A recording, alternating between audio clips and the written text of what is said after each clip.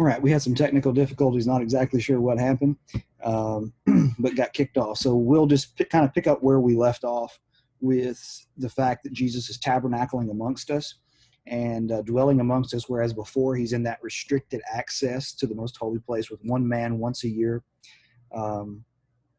with blood and the smoke of the incense going up could approach, and now he's in human flesh and he's walking amongst us and we can have access to him, and he's touching people and just doing a lot of different things. So the Word became flesh and dwelt among us. Then it says, and we have seen his glory. We have seen his glory. Now this could be an encompassing statement that a number of people saw Jesus manifest his glory in his miracles, and they saw him interact, they saw him teach, or it could be exclusive to maybe the apostles, some of those select few. It could be even an inner few. It could be a reference, as some people believe, to the Mount of Transfiguration when Jesus was transfigured before them, Matthew 17 and verse 2, that Peter writes about in 2 Peter 1, 16 through 18. But the point is, the glory of God was manifested in a way perhaps even clearer than was given to Moses in Exodus 34, verses 4 through following. And so we have seen his glory, the glory as of the only Son from the Father, full of grace and truth. The glory that the only Son. Now, some translations will say the only begotten Son.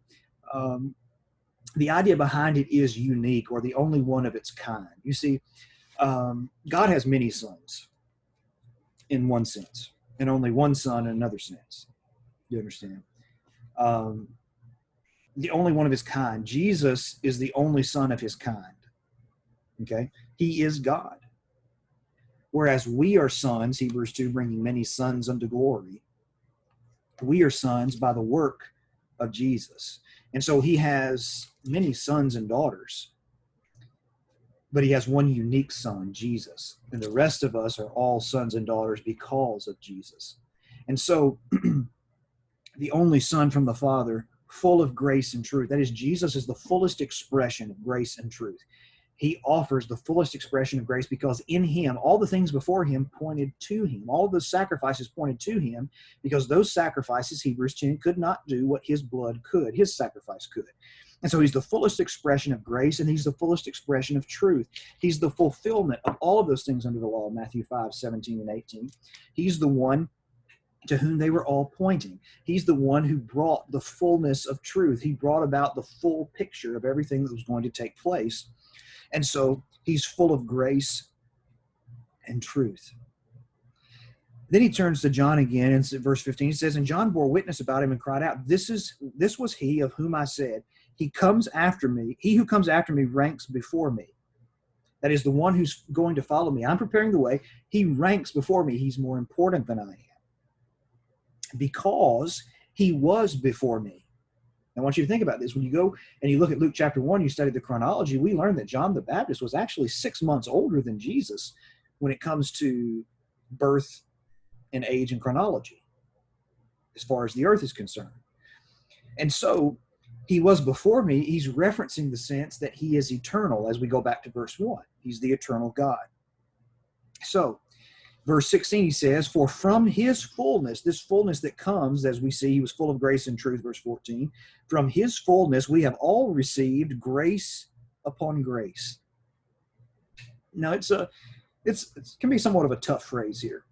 And there are 4 or 5 different ideas about what this phrase actually means. The one that I tend to lean toward the most is that it's kind of like an idiom, a phrase. For an example, like the Holy of Holies. The Holy of Holies. You see that emphasis. Grace upon grace, grace that follows grace, grace that builds upon grace, that builds upon grace, that builds upon grace. The idea is that we have received an abundance of grace, and it continually pours itself out upon us. It could also be illustrated by Romans 5 and verse 20, where sin did abound, grace did much more abound. And so it's super abounding. It's building up from Jesus. We have grace on top of grace on top of grace on top of grace on top of grace. Then he says, verse 17, and I think that to be the right explanation because of what he said in verse 17, for the law was given through Moses. Exodus 31 verse 18, God gave him the tables of the law. grace and truth came through Jesus Christ. That does not mean there was no grace under the old law. It doesn't mean there was no truth under the old law. But the fullest expressions of grace and truth came to us through Jesus. Okay? Then he says this, verse 18, to wrap up the prologue. No one has ever seen God.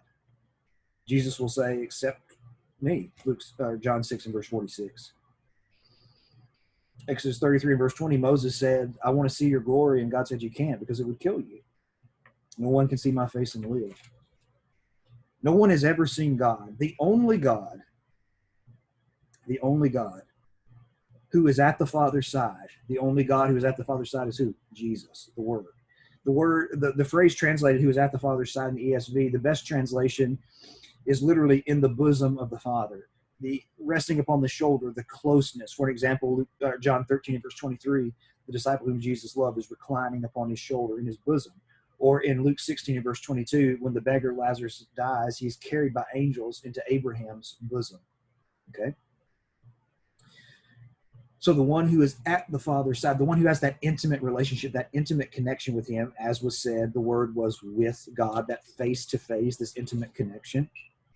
He has made him known. That is, Jesus has made God known to us. And the word made him known is the word from which we get our English word exegesis. And in an exegesis, you're drawing out of, you're interpreting, you're taking the text and you're interpreting out of the text what is there.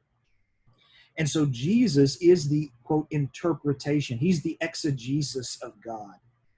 He shows us through his life and through his ministry and through his teachings, this is who God is. This is how he reacts. If you could see God, this is what he would do. That's why he would say in John 14, if you have seen me, you have seen the Father. I interpreted him. I exegeted him to you. I explained him to you by my words and by my actions. And this really is what the rest of John will be about. This prologue, he's in the flesh, in the world. John is going to announce him. People will begin to come to him. Some will reject him. Some will receive him. Those that do receive him become the children of God. But as he dwells among us, his glory is going to be manifested as it is through all throughout this book. For example, John chapter 2, his first miracle. This beginning of miracles did Jesus in Cana of Galilee and manifested forth his glory. We see him speak of truth so very often throughout this book. We see the fullest expressions of grace and truth in him, and we see him interpreting our God to us because he is God who has come to live amongst us. And that's what John is trying to show us as he previews what's going to be in the rest of this book. And so we hope that you will join us as we continue our journey through the gospel of belief.